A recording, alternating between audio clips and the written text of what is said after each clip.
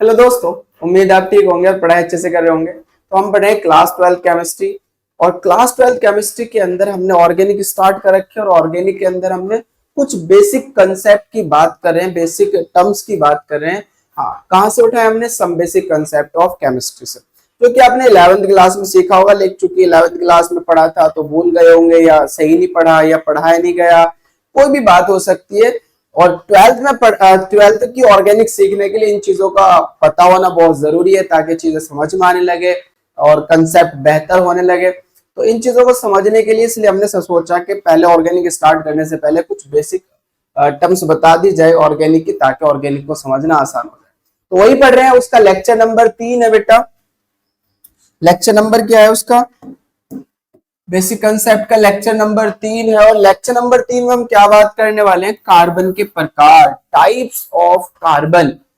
Carbon कितने प्रकार के होते हैं? जी हाँ भाई, आप थोड़ा समझने वाली बात है कि हम कार्बनिक रसायन पढ़ रहे हैं और कार्बनिक रसायन कार्बन से मिलकर बनता है और कार्बन की इंफॉर्मेशन नहीं है, तो कैसे सीख पाएंगे हम ऑर्गेनिक को? नहीं सीख सकते।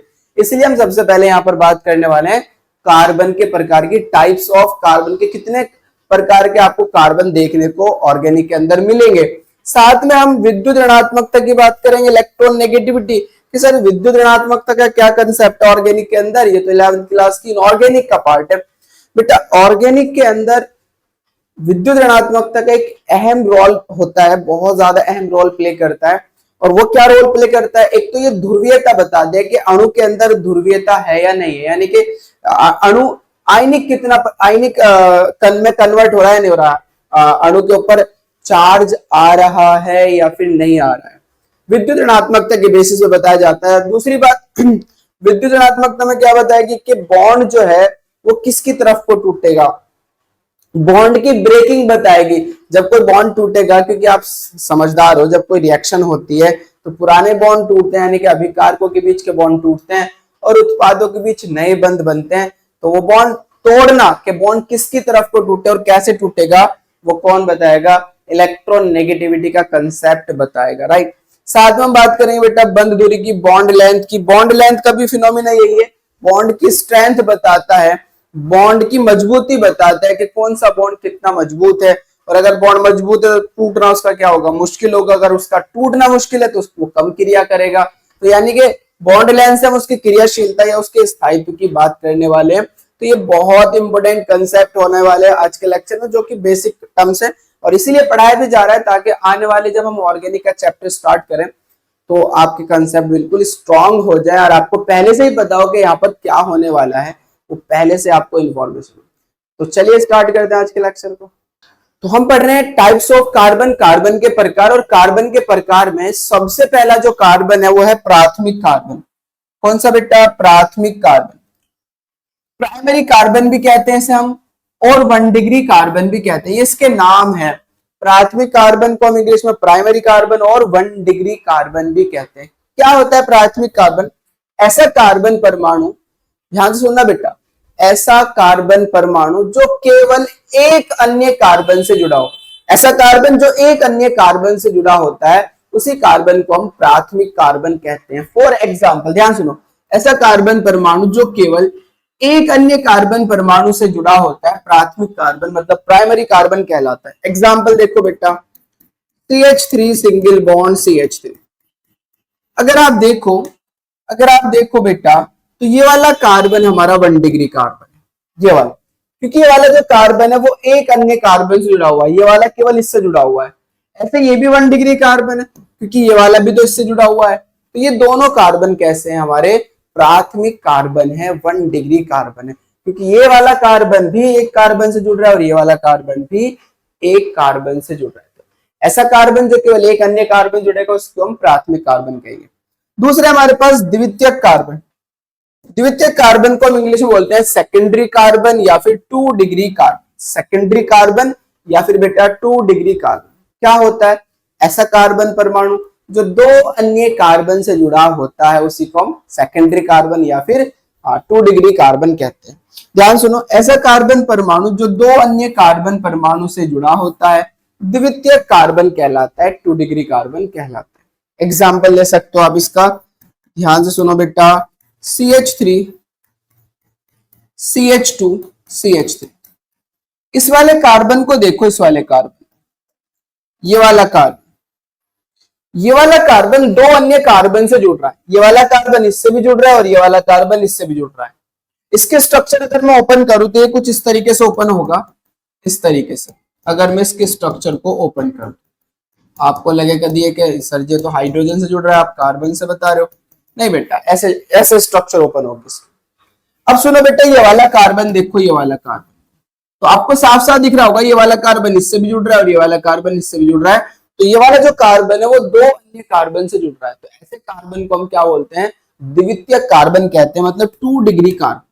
ये वाला कार्बन अगर आप देखो, ये वाला ध्यान से सुनो बेटा, ये वाला कार्बन, तो ये वाला कार्बन तो केवल इससे जुड़ रहा है, एक कार्बन से जुड़ रहा है, इसलिए इस कार्बन को हम 1 डिग्री कार्बन कहेंगे। ये वाला कार्बन भी बेटा केवल इससे जुड़ रहा है, तो इस वाले कार्बन को भी हम 1 डिग्री कार्बन कहेंगे। तो मतलब मेरा ये भी 1 डिग्री कार्बन है बेटा, ये भी 1 डिग्री कार्बन और ये भी हमारा 1 डिग्री कार्बन, जबकि ये हमारा कैसा कार्बन है? 2 डिग्री कार्बन, क्योंकि दो अन्य कार्बन से जुड़ा है। 2 डिग्री का मतलब समझते हो? द्वितीयक कार्बन, ऐसा कार्बन जो दो अन्य कार्बन से जुड़ा हो उसे हम द्वितीयक कार्बन कहते हैं। ठीक है बेटा, आगे बढ़ते हैं। तृतीयक कार्बन, तृतीयक मतलब टर्शरी कार्बन, या फिर आप क्या बोल सकते हो बेटा, या फिर आप क्या बोल सकते हो? 3 डिग्री कार्बन। तृतीय कार्बन मतलब टर्शरी कार्बन और 3 डिग्री कार्बन। क्या होता है? ऐसा कार्बन परमाणु जो 3 अन्य कार्बन से जुड़ा होता है, उसको हम क्या बोलते हैं बेटा? तृतीय कार्बन या फिर 3 डिग्री कार्बन कहते हैं, जो 3 अन्य कार्बन से जुड़ेगा। फॉर एग्जाम्पल आप ले सकते हो बेटा CH3 CH3 CH3 CH। इस बीच वाले कार्बन पे फोकस करना, जरा इस बीच वाले कार्बन पे फोकस करना भाई। ये 3 अन्य कार्बन से जुड़ा हुआ है या नहीं है? एक ऊपर से, एक नीचे से और एक इधर से। इसका स्ट्रक्चर ओपन करो तो ऐसे ओपन हो जाएगा, इस तरीके से नीचे, चलिए इस तरीके से। तो ये वाला कार्बन देखो, ये वाला कार्बन इससे भी जुड़ रहा है, इससे भी जुड़ रहा है और इससे भी जुड़ रहा है। तो 3 अन्य कार्बन से जुड़ रहा है, इसलिए इस कार्बन को हम क्या बोलते हैं बेटा? तृतीयक कार्बन कहते हैं। आगे बात समझ में, कौन सा कार्बन कहते हैं बेटा? तृतीयक कार्बन कहते हैं। तो ऐसा कार्बन परमाणु जो 3 अन्य कार्बन से जुड़ेगा उसे हम तृतीयक कार्बन मतलब 3 डिग्री कार्बन कहेंगे। अब चूंकि ये वाला कार्बन अगर देखोगे तो 1 से जुड़ रहा है तो ये 1 डिग्री हो जाएगा, ये भी 1 से जुड़ रहा है तो ये भी 1 डिग्री हो जाएगा, और ये भी 1 से जुड़ रहा है तो ये भी हमारा कैसा हो जाएगा? 1 डिग्री हो जाएगा। इसे बोलते हैं तृतीयक कार्बन। अब आपको ये पता होना चाहिए, अगर मैं बात करूं बेटा तृतीयक अल्कोहल की, तृतीयक अल्कोहल की, तो क्या होता है? क्योंकि जितने भी हमारे पास कार्बनिक यौगिक होते हैं वो हाइड्रोकार्बन से मिलकर बनते हैं। जितने भी कार्बनिक यौगिक है, जैसे एल्किल हैलाइड पढ़ेंगे, अल्कोहल पढ़ेंगे, वो सब किससे मिलकर बनते हैं बेटा? हाइड्रोकार्बन से मिलकर बनते हैं। क्या होता है? हाइड्रोकार्बन से हाइड्रोजन हट जाता है और वो क्रियात्मक समूह लग जाता है जो हमें बनाना है। जैसे मुझे तृतीयक अल्कोहल बनाना है तो अल्कोहल का क्रियात्मक समूह होता है बेटा OH। क्या होता है? OH। कहां लगेगा? तृतीय कार्बन से लगेगा। तो तृतीय कार्बन का हाइड्रोजन हटा दो और OH लगा दो। हाइड्रोजन हटा दो बेटा और क्या लगा दो? OH। तो तृतीय अल्कोहल क्या होगा हमारा? CH3 CH3 CH3। यहां से बेटा H हट गया और उस H की जगह कौन लग गया? OH लग गया। ये मेरा तृतीयक अल्कोहल हो जाएगा, ये मेरा तृतीयक अल्कोहल हो जाएगा। अगर मैं आपसे कहूं तृतीयक ब्रोमाइड बनाओ, तृतीयक ब्रोमाइड, तो बस क्या करना आपको? तृतीयक कार्बन से H को हटा देना और Br को लगा देना, ये तृतीयक ब्रोमाइड हो जाएगा। तृतीयक क्लोराइड बनाओ तो तृतीयक कार्बन से आपको क्या हटा देना है बेटा? H हटा देना है, Cl लगा देना है। तो आपको ये समझ में आना चाहिए कि हमारे पास तृतीयक हैलाइड क्या होते हैं, तृतीयक अल्कोहल क्या होते हैं। तो आपको क्या करना होता है? तृतीयक कार्बन से हाइड्रोजन हटाना होता है और जिसकी वो बात कर रहा है वो लगाना होता है। तो इसी तरीके से आप वहां पर सीखोगे, ऑर्गेनिक जब पढ़ रहे होंगे तो ये सारी चीज आपके सामने आएगी। लेकिन कब कर पाओगे? जब आपको कार्बन के प्रकार पता होगा। राइट, आगे बढ़ते हैं बेटा। नियोकार्बन, नियोकार्बन क्या होता है बेटा? ऐसा कार्बन परमाणु जो 4 अन्य कार्बन परमाणु से जुड़ा होता है उसी को हम नियोकार्बन कहते हैं। 4 डिग्री कार्बन भी बोल देते हैं। एग्जाम्पल में आप ले सकते हो, 4 अन्य कार्बन से जुड़ा होना चाहिए तो CH3 CH3। एनसीईआरटी के ऊपर इस पे क्वेश्चन भी दे रखा है, करेंगे हम जब चैप्टर पढ़ेंगे। तो ये मेरा कैसा कार्बन है, ये वाला अगर आप देखो बीच वाला कार्बन पे फोकस करो तो ये कार्बन है जो 4 अन्य कार्बन से जुड़ रहा है, 1 2 3 और 1 4। इसलिए इसको हम क्या बोलते हैं बेटा, नियो कार्बन। इसे हम क्या कहते हैं, नियो कार्बन। तो ऐसा कार्बन परमाणु जो 4 अन्य कार्बन परमाणु से जुड़ा होता है उसको हम नियो कार्बन कहते हैं। ये बात समझ में आ गई होगी आपको। अब यहाँ नियो कार्बन पे तो कोई हाइड्रोजन है नहीं, तो नियो आप नियो एल्कोहल नहीं बना सकते, नियो हैलाइड नहीं बना सकते, क्योंकि हाइड्रोजन हटेगा तभी तो वो जाके लगेगा। तो नियो हैलाइड या फिर नियो सब्स्टिट्यूटेड कोई भी कंपाउंड नहीं फॉर्म होगा, क्योंकि नियो कार्बन पे हाइड्रोजन उपस्थित नहीं है, राइट। तो आपको टाइप्स ऑफ कार्बन का बताओ, आगे बढ़ते हैं अब। इसके बाद हम बात करते हैं 5 कार्बन की, विनाइल कार्बन। किसकी बेटा, विनाइल कार्बन। विनाइल कार्बन क्या होता है, vinyl carbon carbon carbon double bond, यानी कि जो डबल बॉन्डेड कार्बन है, जो कार्बन डबल बॉन्ड से जुड़ा होता है उसी कार्बन को विनाइल कार्बन कहते हैं। तो ध्यान से सुनो, कार्बन कार्बन द्विबंध मतलब डबल बॉन्ड से जुड़ा कार्बन, उसी को हम क्या बोलते हैं बेटा, विनाइल कार्बन कहते हैं। विनाइल कार्बन जो डबल बॉन्ड से जुड़ेगा। For example CH2 double bond CH2, check करो ये मेरा कैसा कार्बन है, ये वाला कार्बन अगर आप देखो तो कैसा कार्बन है बेटा, विनाइल कार्बन। क्या सर यही विनाइल कार्बन है, बराबर वाला नहीं होगा, ये भी तो डबल बॉन्ड से जुड़ रहा है, तो ये भी मेरा विनाइल कार्बन होगा। तो दोनों ही कार्बन कैसे हमारे, विनाइल कार्बन है। जो डबल बॉन्ड से जुड़ जाएगा वो मेरा विनाइल कार्बन कहलाएगा। ये भी डबल से जुड़ रहा है, डबल बॉन्ड जुड़ रहा है, विनाइल कार्बन होगा। ये भी डबल बॉन्ड जुड़ रहा है, इसलिए भी विनाइल कार्बन होगा। और ले सकते हैं इसमें एग्जांपल, मान लीजिए आपको ये स्ट्रक्चर दे दी जाए और इसमें आपसे कहा जाए कि कौन सा विनाइल कार्बन है भाई, तो यहां पर देखो ये डबल बॉन्ड से जुड़ रहा है, ये भी डबल बॉन्ड से जुड़ रहा है, तो ये दोनों कार्बन हमारे कौन से होंगे बेटा, विनाइल कार्बन होंगे। कौन से होंगे, विनाइल कार्बन को रिप्रेजेंट कर रहे होंगे। अब इसका फायदा क्या होगा भाई, विनाइल कार्बन से हाइड्रोजन हटा दो और कोई भी फंक्शनल ग्रुप लगा दो तो वो विनाइल का नाम ले लेगा। जैसे आप देख सकते हो CH2 डबल बॉन्ड CH, आपने यहां से एक H हटाया, OH लगा दिया। OH किसको रिप्रेजेंट करता है, अल्कोहल को। तो चूंकि ये डबल बॉन्डेड कार्बन से जुड़ रहा है और डबल बॉन्डेड कार्बन को विनाइल कार्बन कहते हैं, इसलिए इसका नाम होगा विनाइल अल्कोहल। इसलिए इसका क्या नाम होगा बेटा, विनाइल अल्कोहल। ध्यान से सुनो, डबल बॉन्डेड कार्बन से जुड़ रहा था OH, पहले तृतीय कार्बन से जुड़ रहा तो तृतीयक अल्कोहल हो गया, अगर द्वितीय कार्बन से जुड़ेगा तो द्वितीयक अल्कोहल होगा, अगर प्राथमिक कार्बन से जुड़ेगा तो प्राथमिक अल्कोहल होगा। अब यहाँ पर विनाइल कार्बन से जुड़ रहा है इसलिए विनाइल अल्कोहल है। विनाइल कार्बन कौन सा होता है, जो डबल बॉन्ड से जुड़ रहा है, ये डबल बॉन्ड से जुड़ रहा है इसलिए हमारा कैसा अल्कोहल हो गया, विनाइल अल्कोहल हो गया। यहीं पर अगर आप एक और लेना चाहो तो विनाइल ब्रोमाइड ले सकते हो, H हटाओ Br लगा दो, तो अब इसका नाम क्या होगा बेटा, विनाइल ब्रोमाइड। Vinyl bromide. तो ये बात समझ में आ रही होगी आपको कि कार्बन के प्रकार समझना कितना जरूरी है, कि नामकरण तो तभी कर पाओगे ना जब आपको ये पता हो कि इस कार्बन का नाम क्या है। कार्बन के नाम के अकॉर्डिंग ही उनका नामकरण होगा, प्राथमिक अल्कोहल, द्वितीयक अल्कोहल, तृतीयक alcohol, vinyl alcohol.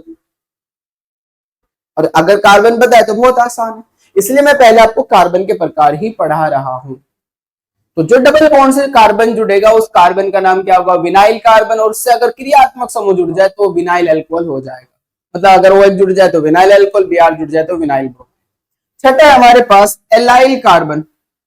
Allyl carbon, allyl carbon की अगर हम बात करें तो जो डबल बॉन्डेड कार्बन है, इस डबल बॉन्ड से जो अगला कार्बन होगा, डबल बॉन्डेड जो कार्बन है, इस डबल बॉन्ड से जो अगला कार्बन होगा उसी कार्बन को हम एलिल कार्बन कहेंगे। तो उसी को हम क्या कहेंगे बेटा, एलिल कार्बन। तो ध्यान सुनो, कार्बन कार्बन द्विबंध यानी कि डबल बॉन्ड से अगला यानी कि नेक्स्ट कार्बन एलिल कार्बन कहलाता है।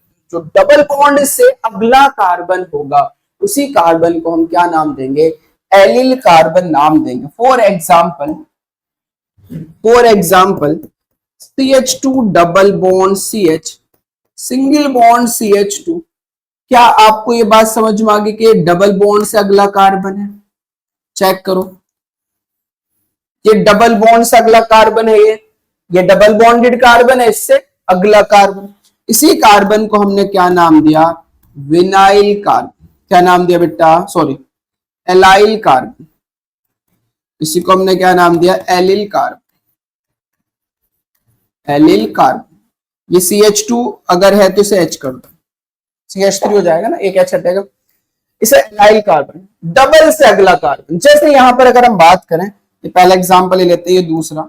यहां पर अगर हम बात करें तो हमारा एलाइल कार्बन कौन सा होगा?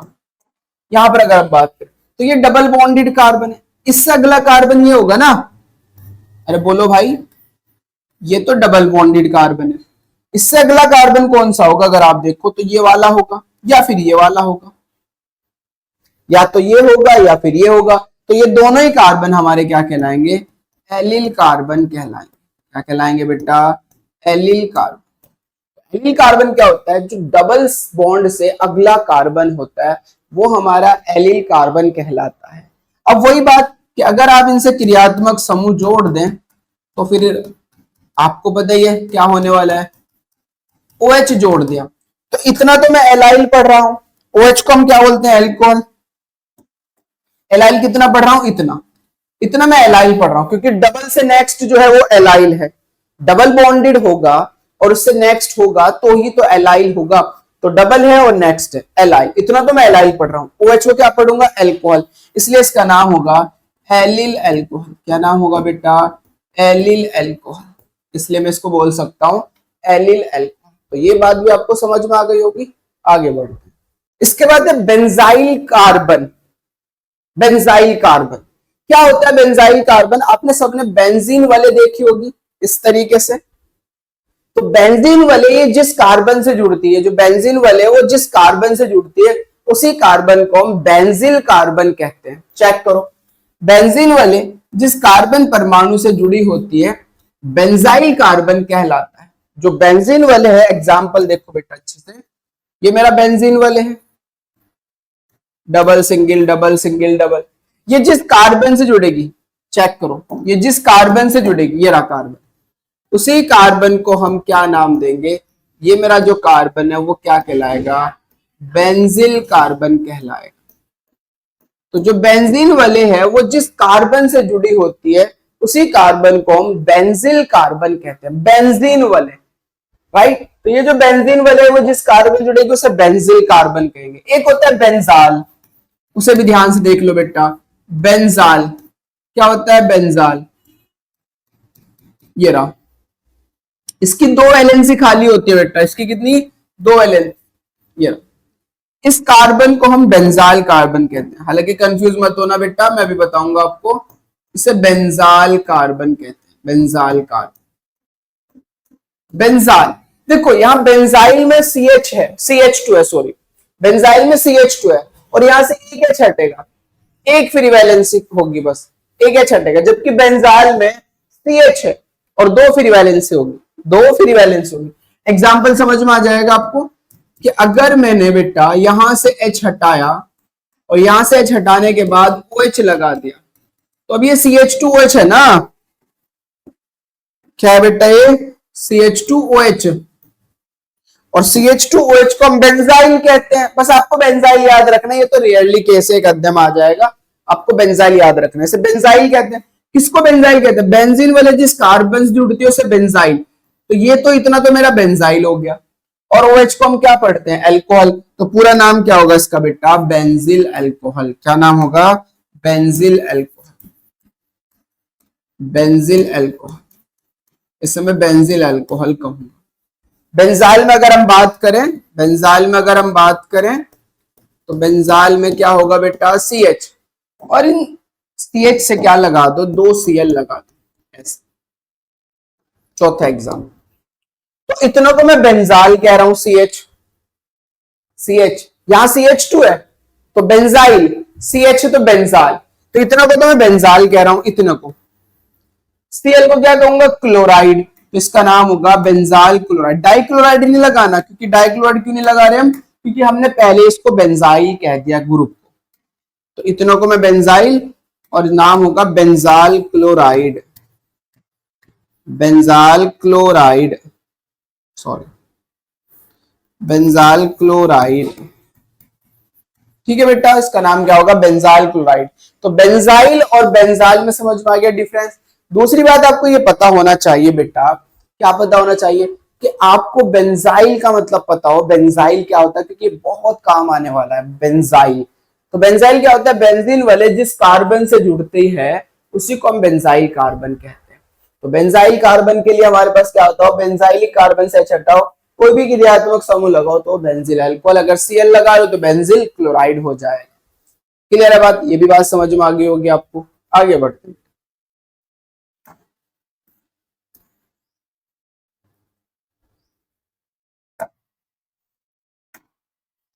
अब हम बात करें alpha beta gamma carbon, very very most important carbon है, क्योंकि बहुत सारी नेमिंग रिएक्शन इसी कार्बन के ऊपर डिपेंड करती है। अगर आपको अल्फा बीटा गामा कार्बन के बारे में नहीं पता तो बहुत सारी रिएक्शन आपकी वीक हो सकती है, बहुत सारी रिएक्शन जो नेमिंग रिएक्शन है। तो इसलिए आपको अल्फा बीटा गामा कार्बन के बारे में पता हो। अभी तक हमने जितने भी कार्बन के बारे में पढ़े उनको रिपीट कर लेते हैं। हमने पढ़ा बेटा प्राथमिक कार्बन किसे कहते हैं, ऐसा कार्बन जो एक अन्य कार्बन से जुड़ा हो उसे प्राथमिक कार्बन कहते हैं। द्वितीय कार्बन, ऐसा कार्बन जो दो अन्य कार्बन जुड़ा हो द्वितीय कार्बन कहलाता है। तृतीय कार्बन, ऐसा कार्बन जो तीन अन्य कार्बन से जुड़ा हो उसे तृतीय कार्बन कहते हैं। हमने फिर कहा नियो कार्बन, तो ऐसा कार्बन जो चार अन्य कार्बन से जुड़ा हो वो नियो कार्बन कहलाता है। फिर हमने पढ़ा एनिल कार्बन, सॉरी विनाइल कार्बन, हमने पढ़ा विनाइल कार्बन, तो डबल बॉन्ड से जुड़ा कार्बन विनाइल कार्बन कहलाता है। डबल बॉन्ड से जुड़ा कार्बन विनाइल कार्बन कहलाता है। फिर हमने एलिल कार्बन पढ़ा, तो हमने कहा डबल बॉन्ड से जो अगला कार्बन होगा वो एलिल कार्बन कहलाता है। फिर हमने बेंजाइल कार्बन पढ़ा, तो हमने कहा बेंजीन वाले जिस कार्बन से जुड़ी होती है उसे बेंजाइल कार्बन कहते हैं। बेंजीन वाले जिस कार्बन से जुड़ी होगी उसे हम बेंजाइल कार्बन कहेंगे। तो हमने ये पढ़ा। और अब आठवां हम क्या पढ़ने वाले, अल्फा बीटा गामा कार्बन। अब यहां पर अगर आपको कोई डाउट आता है, तो कोई भी आपकी पर्सनल प्रॉब्लम है या कोई सवाल माइंड में उठता है, तो आप कमेंट करके बात कर सकते हैं, कमेंट करके अपनी बात बता सकते हैं। या कुछ और नए टॉपिक पे आप ऑर्गेनिक के अंदर के बेसिक टॉपिक सर ये समझा दो, ये समझ में नहीं आता तो वो समझाया जा सकता है बेसिक के अंदर, तो आप कमेंट करके अपनी बात रख सकते हैं। और अगर आप कमेंट नहीं तो हमारे टेलीग्राम चैनल से जुड़ सकते हैं। टेलीग्राम चैनल का नाम है विजन इंस्टीट्यूट MZN, तो हाँ अपनी बात रख सकते हैं। ठीक है, तो हम बात करें alpha beta gamma carbon, very very most important है। अल्फा बीटा गामा कार्बन क्या होता है बेटा, ध्यान से सुनना। क्रियात्मक समूह, क्या बताया मैंने आपको, क्रियात्मक समूह। अब ये किस बला का नाम है भाई, यही तो बला है जिससे रासायनिक प्रॉपर्टी डिसाइड की जाती है, रासायनिक गुण बताए जाते हैं कि इसके रासायनिक गुण क्या होंगे। क्रियात्मक समूह, क्रियात्मक समूह जिस कार्बन से जुड़ा होता है, क्रियात्मक समूह जिस कार्बन से जुड़ेगा उसी कार्बन को हम अल्फा कार्बन कहेंगे। उससे जो अगला कार्बन होगा उसे हम बीटा कार्बन कहेंगे, और बीटा कार्बन से जो अगला कार्बन होगा उसे हम गामा कार्बन कहेंगे। बस आपको क्रियात्मक समूह की पहचान आनी चाहिए। फिर से सुन लो, क्रियात्मक समूह जिस कार्बन से जुड़ेगा उसे अल्फा, उससे अगला कार्बन बीटा, उससे अगला कार्बन गामा कहलाएगा। अब ध्यान से सुनने वाली बात यह है कि क्रियात्मक समूह क्या होता है, तो जिससे हम जिस फैमिली की पहचान करते हैं वो उसका क्रियात्मक समूह कहलाता है। जैसे अल्कोहल की पहचान आप किससे कर रहे थे, अभी बात हो रही थी तो OH से, तो अल्कोहल का क्रियात्मक समूह क्या होगा, OH होगा। यानी कि अल्कोहल की जो प्रॉपर्टी है वो डिसाइड किससे की जाएगी, OH से की जाएगी। जैसे हम बात करते हैं हैलाइड की, तो हैलाइड में हम किससे पहचान करते हैं, X से, और X क्या होता है, FClBrI। तो ये हमारा क्रियात्मक समूह होगा एल्किल हैलाइड का, एल्किल हैलाइड का। जैसे हम बात करते हैं बेटा एल्कीन की, एल्कीन के अंदर आता है डबल बॉन्ड, तो हम किससे पहचान करते हैं, डबल बॉन्ड से पहचान करते हैं। तो एल्कीन का क्रियात्मक समूह क्या होगा, डबल बॉन्ड होगा। जैसे हम बात करते हैं एल्डिहाइड की, तो एल्डिहाइड का हमारे पास क्रियात्मक समूह होता है बेटा CHO, CHO आता है तो ये एल्डिहाइड का क्रियात्मक समूह कहलाएगा। जैसे हम बात करते हैं कार्बोक्सिलिक एसिड की, कार्बोक्सिलिक एसिड, तो कार्बोक्सिलिक एसिड का क्रियात्मक समूह क्या होगा, COOH होगा। मैं थोड़ा इंग्लिश यूज कर रहा हूँ, वर्ड आप लिख लेना हिंदी में, है ना, तो ये कोई मसले वाली बात नहीं, दोनों लैंग्वेज आपसे आनी चाहिए। तो कार्बोक्सिलिक अम्ल का बेटा क्रियात्मक समूह क्या होगा? COOH। ये सब क्रियात्मक समूह है। तो ये जिस कार्बन से जुड़ेंगे उसको हम अल्फा कार्बन, उससे अगला बीटा, उससे अगला गामा। और याद रखने वाली बात यह कि क्रियात्मक समूह के कार्बन को कोई नाम नहीं देते। जैसे ये क्रियात्मक समूह का कार्बन है तो इस कार्बन को हम कोई नाम नहीं देंगे। जैसे CHO के अंदर क्रियात्मक समूह दिख रहा है तो इसको हम कोई नाम नहीं देंगे। एग्जाम्पल देखो बेटा, example first CH3 CH2 CH2OH। अब मेरा यहां पर क्रियात्मक समूह कौन है? OH। ये रहा, ये क्रियात्मक समूह लिख देता हूं, ये क्रियात्मक समूह, इससे तो पहचान कर रहे हो। तो ये क्या है? क्रियात्मक समूह। अब ये जिस कार्बन से जुड़ेगा वो मेरा अल्फा, तो ये अल्फा हो गया। इसी से तो जुड़ रहा है। इससे नेक्स्ट वाला बीटा, इससे नेक्स्ट वाला गामा, ये गामा, ये अल्फा, ये बीटा और ये गामा। और देखो बेटा दूसरा CH3 CH Br CH2 CH3। बताओ यहां पर, बताओ भाई क्रियात्मक समूह कौन है? Br। क्रियात्मक समूह कौन है बेटा? Br। Br है क्रियात्मक समूह। किस कार्बन से जुड़ रहा है? Br। इससे तो जुड़ रहा है तो ये मेरा अल्फा होगा। अरे क्रियात्मक समूह जिस कार्बन से जुड़ेगा वही तो अल्फा होगा, तो ये मेरा अल्फा होगा। अब अल्फा से नेक्स्ट बीटा। अब नेक्स्ट में इधर भी चल सकता हूं और नेक्स्ट में इधर भी चल सकता हूं, इधर भी जाया जा सकता है और इधर भी जाया जा सकता है, तो चले जाओ। जब इधर जाओगे तो ये भी बीटा हो जाएगा, जब इधर जाओगे तो ये भी बीटा हो, क्योंकि अल्फा से नेक्स्ट तो बीटा ही होना है बेटा। चाहे इधर जाओ चाहे इधर जाओ, अगर यहां खड़े हो और ये अल्फा है तो इधर जाओगे तो भी बीटा, इधर जाओगे तो भी बीटा। बीटा से नेक्स्ट क्या होगा? गामा। तो ये गामा होगा, इधर है नहीं, इधर कोई कार्बन नहीं है, तो फिर गामा बस यही हो जाएगा, इधर कोई गामा नहीं होगा। तो ये मेरा अल्फा, ये बीटा, ये भी बीटा और ये मेरा क्या होगा? गामा होगा। तो इस तरीके से आपको पहचानना पड़ेगा। ये अल्फा, बीटा ऊपर लिखा हुआ ही है, तो बस राइट। तीसरा एग्जांपल और देख लो बेटा, और CH3 CH2 CH double bond CH single bond CH। इसे फोकस करना क्योंकि बहुत बच्चे यहां पर गलती करते हैं बेटा। एल्कीन कब बनता है? जब डबल बॉन्ड आता है, और डबल बॉन्ड हमेशा दो कार्बन के बीच में बनेगा। डबल बॉन्ड हमेशा दो कार्बन के बीच में बनेगा। इसलिए याद रखना, ये जो डबल बॉन्डेड कार्बन होते हैं ये क्रियात्मक समूह के कार्बन होते हैं। ये भी क्रियात्मक समूह का कार्बन है और ये भी क्रियात्मक समूह का कार्बन है, क्योंकि डबल बॉन्ड फॉर्मेशन तभी होगी जब दो कार्बन होंगे कम से कम। तो डबल बॉन्ड की फॉर्मेशन यानी कि क्रियात्मक समूह की जो फॉर्मेशन वो तभी होती है जब हमारे पास दो कार्बन होते हैं। तो ये दोनों कार्बन हमारे कैसे होंगे? क्रियात्मक। जैसे CHO की जो फॉर्मेशन है उसके अंदर कार्बन होगा तभी CHO की फॉर्मेशन होगी। तो ये जो CHO है क्रियात्मक समूह है, इसके अंदर जो कार्बन प्रेजेंट है इसके कार्बन को हम कोई नाम नहीं देंगे। यही तो बता रहा था मैं, क्रियात्मक समूह के कार्बन को कोई नाम नहीं देते हैं। तो ये दोनों कार्बन मेरे क्रियात्मक समूह के कार्बन है और इनको कोई नाम हम नहीं देंगे। फिर आगे बढ़ते हैं। क्रियात्मक समूह जिस कार्बन से जुड़ी, ये क्रियात्मक समूह, ये जिस कार्बन जुड़ता है वो अल्फा, ये भी तो क्रियात्मक समूह है, तो ये भी जिस कार्बन जुड़ेगा वो भी अल्फा। अल्फा से नेक्स्ट बीटा, उधर कोई बीटा नहीं है, तो ये भी अल्फा और ये भी अल्फा और ये मेरा क्या होगा? बीटा होगा। ये अल्फा नहीं होगा बेटा, ये दिमाग में डाल लो, क्योंकि ये क्रियात्मक समूह है और क्रियात्मक समूह के कार्बन को हम कोई नाम नहीं देते हैं।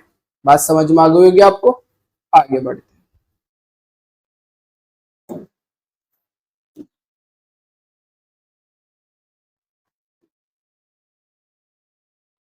असममित कार्बन, एसिमेट्रिक कार्बन और कायरल कार्बन, ये क्या है? ये कहां यूज होगा? ये प्रकाशिक समावयवता बताएगा कि ये जो हमारा मॉलिक्यूल है ऑर्गेनिक, ये प्रकाशिक समावयवता प्रदर्शित करेगा नहीं करेगा।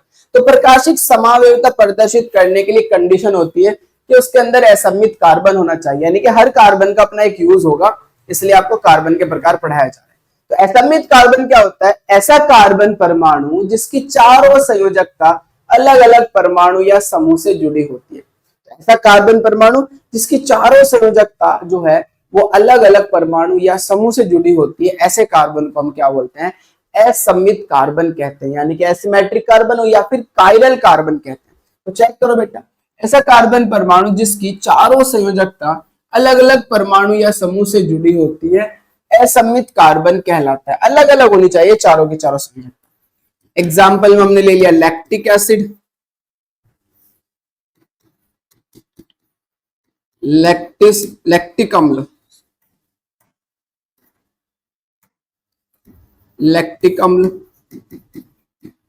फॉर्मूला होता है CH3CHOH COOH, ये लैक्टिक एसिड का फॉर्मूला। इसकी स्ट्रक्चर अगर मैं ड्रॉ करूं तो ध्यान सुनो, ये कार्बन हो गया, COOH ऊपर लिख लिया, CH3 नीचे लिख लिया बेटा, H इधर दिखा दिया और OH इधर दिखा दिया। अब यहां पर अगर आप फोकस करो तो ये वाला कार्बन देखो, इसको स्टार से डिनोट करेंगे असममित कार्बन को। ये वाला कार्बन देखो, इसकी चारों संयोजकताएं अलग अलग परमाणु और समूह से जुड़ी होगी। ये वाली H से जुड़ी है, ये CH3 से जुड़ी है, ये वाली OH से जुड़ी है और ये वाली मेरा COOH से जुड़ी है। चारों की चारों संयोजकताएं अलग अलग परमाणु या समूह से जुड़ी हुई है, इसलिए इस कार्बन को हम क्या कहने वाले हैं बेटा, असममित कार्बन। क्या कहने वाले हैं, असममित कार्बन, असममित कार्बन। इसलिए इस कार्बन को हम असममित कार्बन कहेंगे। तो ऐसा कार्बन जिसकी चारों संयोजकताएं अलग अलग परमाणु या समूह से जुड़ी होती है असममित कार्बन कहलाता है।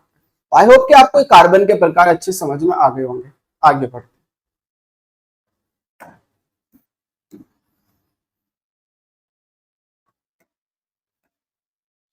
अब बात करते हैं विद्युत ऋणात्मकता की, इलेक्ट्रोनेगेटिविटी की। क्या होती है विद्युत ऋणात्मकता? सिंपल सी बात है कि साझेदारी के इलेक्ट्रॉन युग्म को अपनी ओर खींचने की जो क्षमता है वो विद्युत ऋणात्मकता कहलाती है। भाई एटमों के बीच इलेक्ट्रॉनों की साझेदारी होती है। अब ये जो साझेदारी के इलेक्ट्रॉन है जिस परमाणु की ओर खिसक जाएंगे बस हम कहेंगे उसकी विद्युत ऋणात्मकता ज्यादा है। यानी कि ये साझेदारी के इलेक्ट्रॉन उसी परमाणु की तरफ खिसकेंगे जिसकी विद्युत ऋणात्मकता क्या होगी, ज्यादा होगी। तो सिंपल सी बात है कि साझेदारी के इलेक्ट्रॉन युग्म को अपनी ओर आकर्षित करने की क्षमता विद्युत ऋणात्मकता कहलाती है। विद्युत ऋणात्मकता का घटता क्रम। अगर मैं विद्युत ऋणात्मकता घटता क्रम लिखूं तो ये बात हमेशा याद रखना, क्योंकि हम हर लेक्चर में इसी को बात करेंगे। फोन CL, फोन मोबाइल नहीं, ये phone FON, phone CLBRI, dash dash carbon, dash dash hydrogen, और यहां पर आती है बेटा हमारे पास धातु। हाइड्रोजन के बाद कौन आती है? धातु। जैसे सोडियम हो गया, जैसे लिथियम हो गया, जैसे मैग्नीशियम हो गया, जैसे कैल्शियम हो गया, वगैरह वगैरह, ये मेटल है। तो धातुओं की विद्युत ऋणात्मकता सबसे कम होती है। ये मेरा जब मैं ऐसे चल रहा हूं तो ये कैसा क्रम है? मेरा घटता क्रम है। इसका मतलब ये हुआ कि हमारे पास फ्लोरीन की विद्युत ऋणात्मकता सबसे ज्यादा है और बेटा धातुओं की विद्युत ऋणात्मकता सबसे कम है। फ्लोरीन की सबसे ज्यादा है और बेटा हमारे पास धातुओं की विद्युत ऋणात्मकता सबसे कम है। अब विद्युत ऋणात्मकता से हमें क्या क्या इंफॉर्मेशन मिलती है? विद्युत ऋणात्मकता से हमें यह पता चलता है कि मॉलिक्यूल्स ध्रुवीय है या फिर अध्रुवीय है। हालांकि जब हम आगे वाला जो नेक्स्ट लेक्चर होगा उसके अंदर डायपोल पढ़ाएंगे, द्विध्रुव आघूर्ण पढ़ाएंगे, तो उससे भी समझ में आ जाएगी बात। लेकिन फिलहाल ध्यान सुनो, मान लीजिए मेरा H और Cl है। अब H और Cl के बीच इलेक्ट्रॉनों की हो रही है साझेदारी। यहाँ पर ये इलेक्ट्रॉनों की साझेदारी। अब H और Cl में विद्युत ऋणात्मकता ज्यादा किसकी है? H और Cl में। सिंपल सी बात है, Cl की ज्यादा। तो ये साझेदारी के इलेक्ट्रॉन कौन खींचने लगेगा? Cl। और जब साझेदारी के इलेक्ट्रॉन Cl खींचेगा तो Cl पे थोड़ा सा माइनस और H पे थोड़ा सा प्लस आ जाएगा, आवेश क्रिएट हो जाएगा, द्विध्रुव आ जाएगा, डायपोल बन जाएगा, एक प्लस और एक माइनस बन जाएगा। चेक कर सकते हो। भाई साझेदारी के इलेक्ट्रॉन कौन खींचेगा? जिसकी विद्युत ऋणात्मकता ज्यादा। यही तो बताया, साझेदारी के इलेक्ट्रॉन युग्म को अपनी ओर आकर्षित करने की क्षमता, उसी को विद्युत ऋणात्मकता कहते हैं। कौन कर रहा है? Cl करेगा, क्योंकि Cl की विद्युत ऋणात्मकता इलेक्ट्रॉन को खींचने की क्षमता हाइड्रोजन से ज्यादा होती है। इसी वजह से ये जो मॉलिक्यूल है वो कैसा हो जाएगा? ध्रुवीय हो जाएगा। पर अगर मैं बॉन्ड तोड़ने की बात करूं H और Cl के बीच का बॉन्ड, तो किसकी तरफ को टूटेगा? जिसकी विद्युत ऋणात्मकता क्या होगी बेटा? ज्यादा होगी। तो किसकी तरफ को टूट जाएगा? Cl की तरफ। यानी कि साझेदारी के इलेक्ट्रॉन कौन लेके भाग जाएगा? Cl। जिस कारण बेटा H पे आ जाएगा प्लस और Cl पे आ जाएगा माइनस। H पे आएगा प्लस और Cl पाएगा माइनस। तो बॉन्ड टूटना पता चलेगा कि बॉन्ड किसकी तरफ को टूटेगा। जैसे H और Cl के बीच का बॉन्ड किसकी तरफ को टूटेगा, Cl की तरफ को। क्यों टूटेगा, क्योंकि Cl की विद्युत ऋणात्मकता हाइड्रोजन से ज्यादा है। मान लीजिए हमारा यही बॉन्ड हमारा बन रहा है कार्बन और Cl के बीच, कार्बन और Cl के बीच। अब मुझे बताना है कि बॉन्ड किसकी तरफ को टूटेगा। पहले तो पोलैरिटी देख लेते हैं भाई, साझे के इलेक्ट्रॉन कौन खींचेगा, Cl, तो Cl पे माइनस और कार्बन पे प्लस। अब बॉन्ड टूटेगा किसकी तरफ को, बॉन्ड टूटेगा Cl की तरफ को, क्योंकि Cl की विद्युत ऋणात्मकता ज्यादा है। और बॉन्ड के टूटने से कार्बन पे प्लस आ जाएगा और Cl पे माइनस। यही बॉन्ड अगर मान लीजिए हमारा बन रहा है बेटा, यही बॉन्ड अगर बन रहा है किसके बीच, N और H के बीच, मान लीजिए N और H के बीच बन रहा है, किसकी तरफ को टूटेगा, साझेदारी के इलेक्ट्रॉन तो नाइट्रोजन खींचेगा, तो बॉन्ड टूटेगा नाइट्रोजन की तरफ को। तो हम कह देंगे नाइट्रोजन पे माइनस और H पे प्लस, H पे प्लस, नाइट्रोजन पे माइनस और H पे प्लस, राइट। तो बॉन्ड टूटना सीख जाओगे आप इससे। बॉन्ड उसी की तरफ को टूटेगा जिसकी विद्युत ऋणात्मकता ज्यादा होगी, जिसकी विद्युत ऋणात्मकता ज्यादा होगी बॉन्ड उसी की तरफ को टूटने वाला। बात समझ में आ गई होगी आपको। आगे बढ़ते हैं। अब बात करें बंध दूरी, बॉन्ड लेंथ की। बंध दूरी क्या होती है इसके बारे में बात करेंगे, लेकिन उससे पहले मैं आपको बता दूं, ये जो विद्युत ऋणात्मकता का कंसेप्ट है ये वेरी वेरी मोस्ट इंपोर्टेंट है, इसलिए आपको पता होना चाहिए। Phone ClBr_I। यहाँ में एक बात बताना भूल गया आपको, ये नोट कर लेना, फोन ClBr_I, फोन ClBr_I। यहाँ एक बात बताना मैं भूल गया, वो बात क्या बताना भूल गया, विद्युत ऋणात्मकता का अंतर जितना ज्यादा होगा बंध उतना स्थायी होगा, और विद्युत ऋणात्मकता का अंतर जितना कम होगा बॉन्ड उतना अस्थायी होगा। जैसे फॉर एग्जांपल मैं आपसे कह रहा हूं C और I के बीच की बात कर लेते हैं और C और Cl के बीच की बात कर लेते हैं, और मैं आपसे पूछूं कि इन दोनों में से कौन सा बंध ज्यादा स्थायी है, ज्यादा मजबूत है, तो मैं क्या चेक करूंगा, विद्युत ऋणात्मकता का अंतर। यहां पर देखो कार्बन और आयोडीन, ये है विद्युत ऋणात्मकता का अंतर, और यहां पर देखो कार्बन और Cl। अब मुझे बताओ विद्युत ऋणात्मकता का अंतर ज्यादा किस में है, कार्बन और Cl के बीच में। तो विद्युत ऋणात्मकता का अंतर जितना ज्यादा होगा बॉन्ड उतने ज्यादा स्थायी होगा, विद्युत ऋणात्मकता का अंतर जितना कम होगा बॉन्ड उतना ही अस्थायी होगा। ये बात मैं आपको बताना भूल गया था, अब चूंकि मोस्ट इंपोर्टेंट है इसलिए मैंने यहां बता दी, वहां लिख लेना इसको। फिर से बोल रहा हूं, विद्युत ऋणात्मकता का अंतर जितना ज्यादा होगा बॉन्ड उतना ज्यादा स्थायी होगा। अगर मैं बात करूं कार्बन और आयोडीन और कार्बन और Cl की, तो इन दोनों में कौन सा बंध ज्यादा स्थायी है, जिसमें विद्युत ऋणात्मकता का अंतर ज्यादा है। किसमें ज्यादा है, Cl में। तो ये स्थायी है और ये अस्थायी है। अगर ये अस्थायी है तो टूट जाएगा जल्दी से, और ये अगर स्थायी है तो टूटना थोड़ा सा मुश्किल होगा। बात समझ में आ गई। तो बॉन्ड से आपको ये भी पता चलेगा, विद्युत ऋणात्मकता से आपको ये भी पता चलेगा कि कौन सा बंध स्थायी होगा और कौन सा बंध अस्थायी होगा। तो दिमाग में डाल लो, कहीं लिख लो इसको। क्या लिख लो भाई, नोट में डाल के क्या लिख लो, विद्युत ऋणात्मकता का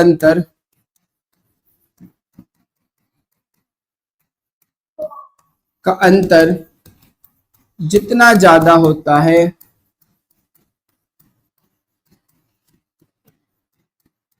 बंध उतना ही ज्यादा स्थायी होता है, उतना ही ज्यादा स्थायी होता है। विद्युत ऋणात्मक अंतर जितना ज्यादा होगा बॉन्ड उतने ज्यादा स्टेबल। क्लियर है बात, नोट कर लोगे। आगे बढ़ते हैं। तो हम बात कर रहे थे बेटा, हम बात कर रहे थे बंध दूरी की, बॉन्ड लेंथ की। क्या होती है बंध दूरी, तो सिंपल सी बात है, दो परमाणुओं के नाभिकों के बीच की दूरी को हम बंध दूरी कहते हैं, इसे डी से डिनोट करते हैं। तो मेरे पास दो परमाणु है, एक परमाणु ये है, इसका न्यूक्लियस है, दूसरा परमाणु ये है, इसका न्यूक्लियस है।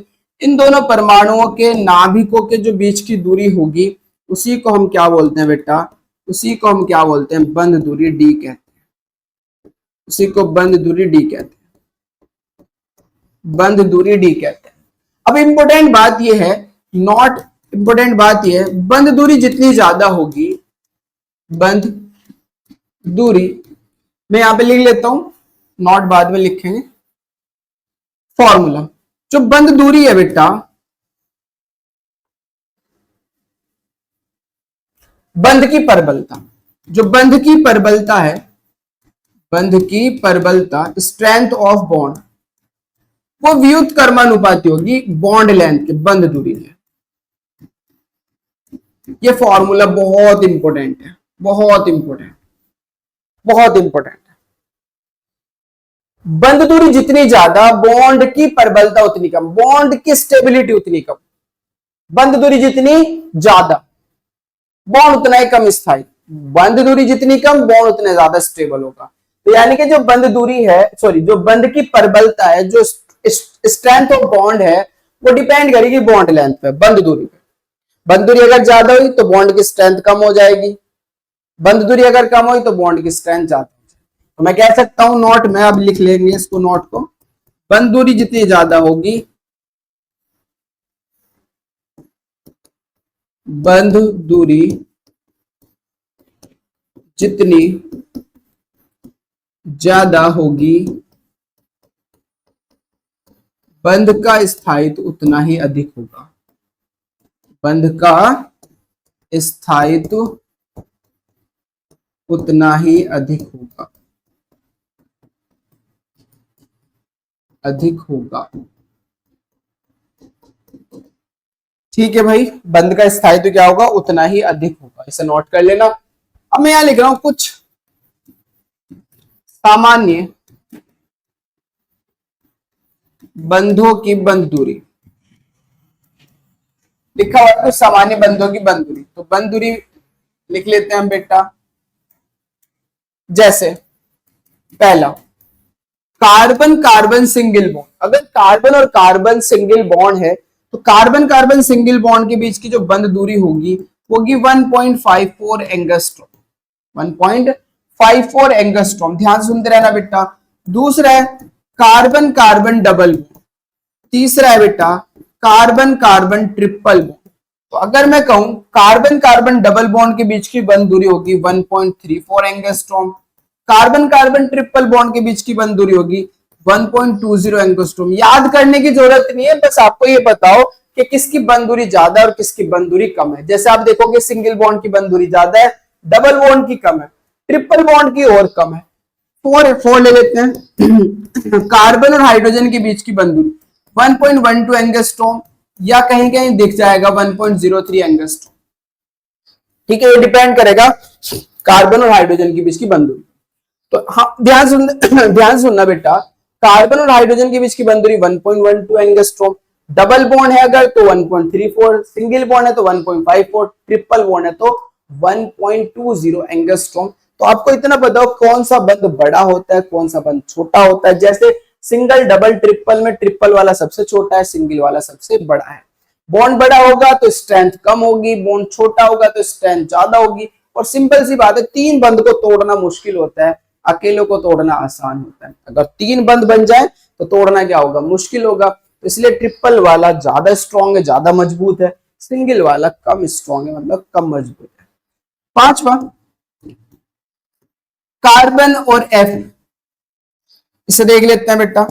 कार्बन और एफ के बीच की बंद दूरी होती है 1.39 एंगस्ट्रॉम की।